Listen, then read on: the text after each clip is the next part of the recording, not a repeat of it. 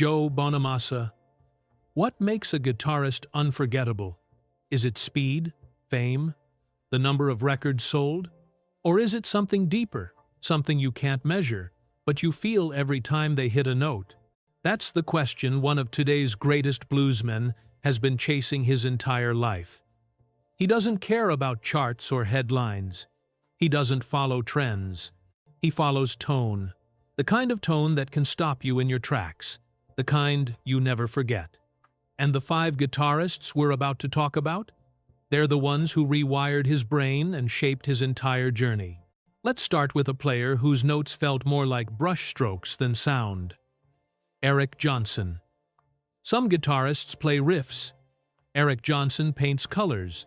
The first time he released Cliffs of Dover, it didn't just sound good. It felt like a doorway into another world. And when Joe heard it as a teenager, it floored him. He even tried learning it note for note. But halfway through, he stopped. Why? Because he realized it wasn't about the technique. It was about identity. Tone isn't just fingers on strings. It's who you are. What Joe admired most was how Johnson never tried to copy anyone. He built his own little universe of sound and just invited you in.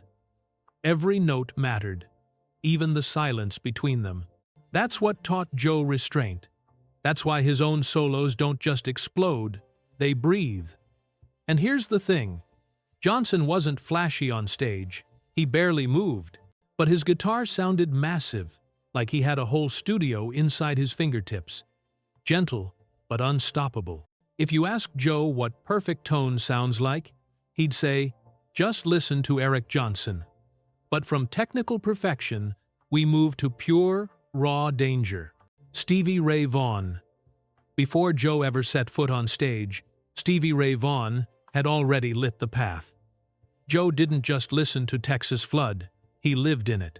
He wore out the cassette tape, rewinding until it nearly snapped. Because Stevie wasn't polished, he was fire, sweat, truth.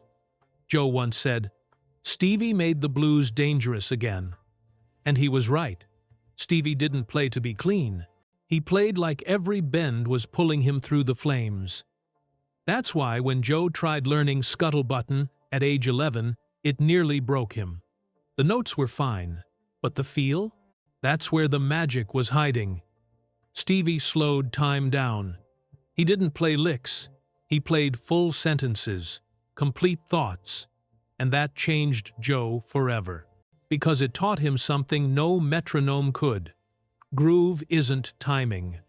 Groove is spirit. Even years later, whenever Joe hits burnout or doubt, he goes back to songs like Lenny or Tin Pan Alley. Not just to listen, but to remember why he started. Because Stevie wasn't trying to impress anyone. He was just telling the truth. And that's a standard you can't fake. Now, let's talk about a man who could bend reality itself. Jeff Beck. Jeff Beck didn't play solos. He had conversations with his guitar. One moment, soft as a whisper, the next, tearing through the air like a storm. It always felt unpredictable, but somehow never out of control. Joe once said, Beck didn't bend strings, he bent reality. When Beck passed in 2023, Joe stopped his tour and played Where Were You? Not as a showpiece, but as a tribute. Because Beck never cared about being called the best. He wasn't chasing applause. He was chasing freedom. On stage, Beck could be delicate one second, violent the next. That fearlessness stuck with Joe.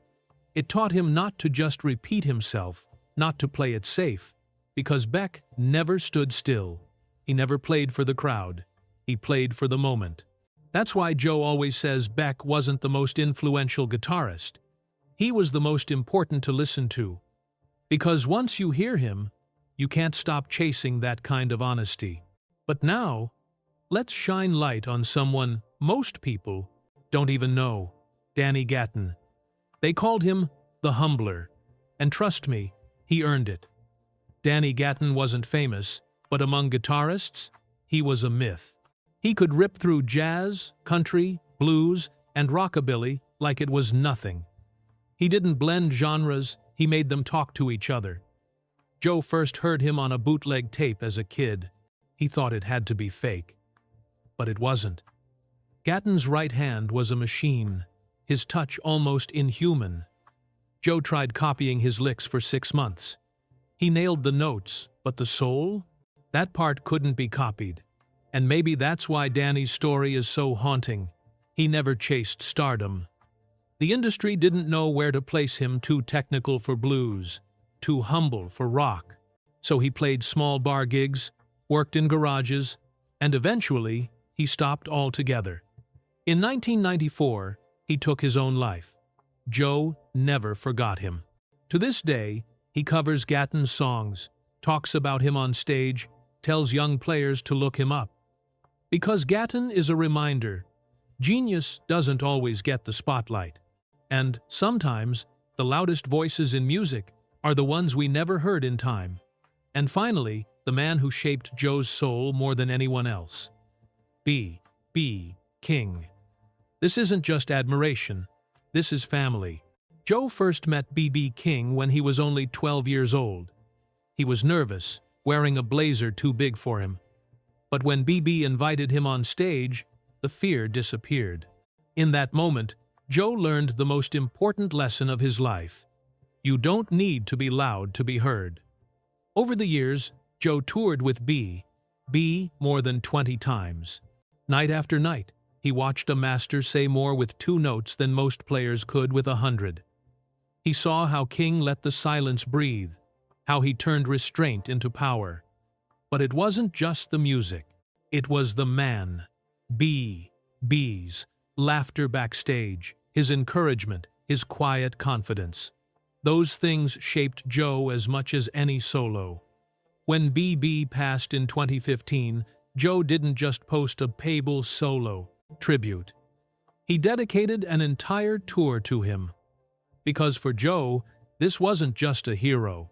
This was the man who handed him the key and said, "Go on, walk through the door." And that's why, out of all the players, B.B. King will always be the one closest to home. So here's the takeaway. For Joe, greatness isn't about who can play fastest or loudest. It's about who stays. The ones who leave a mark so deep, they never really leave the room. Now, I want to hear from you. Who do you think almost made his list?